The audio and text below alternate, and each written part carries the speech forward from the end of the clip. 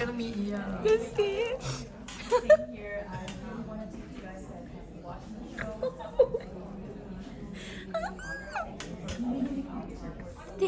Wala ka pang award. Hindi ko nga. Naglakad lang, di ba? Nagkamsam ni doon ah. Pero seriously, ba't ka naiiyak? Wala, di ko alam. It's a new experience for her.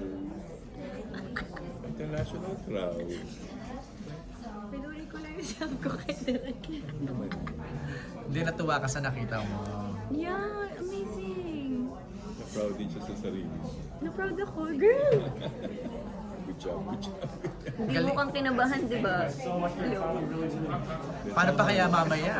Hello, sana masabi ko 1 minute lang yung speech ko.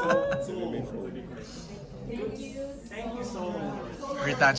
Actress, host, and kapamilya multimedia artist na si Kim Chiu hindi napigilang naging emotional at napaiyak talaga at grabe din talaga after niyang maglakad sa purple carpet ng Seoul International Drama Awards 2024 sa South Korea.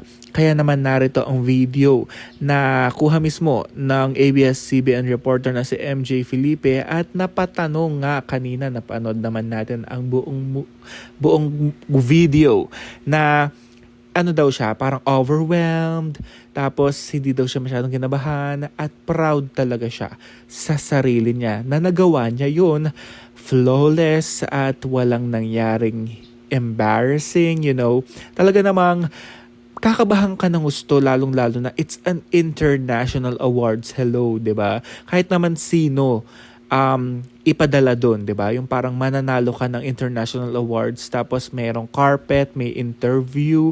Talaga namang mahihiya ka, matatakot ka, you will feel anything talaga. Pero sa tulong din ng mga tagahanga ni Kim Chiu na pumunta ba talaga doon sa Korea at mga fans mismo ni Kim Chiu sa Korea, di ba? Mga Kim Pao fans, talaga namang todo buhos ang suporta sa kanya nung naglalakad siya. Narinig naman natin sa official live stream, hindi ba? Kaya naman, congratulations Kim Chiu. Talaga namang very proud ang Kapamilya Network sa'yo at buong Pilipinas sa angking galing mo at pinamalas mo dito sa awards sa South Korea.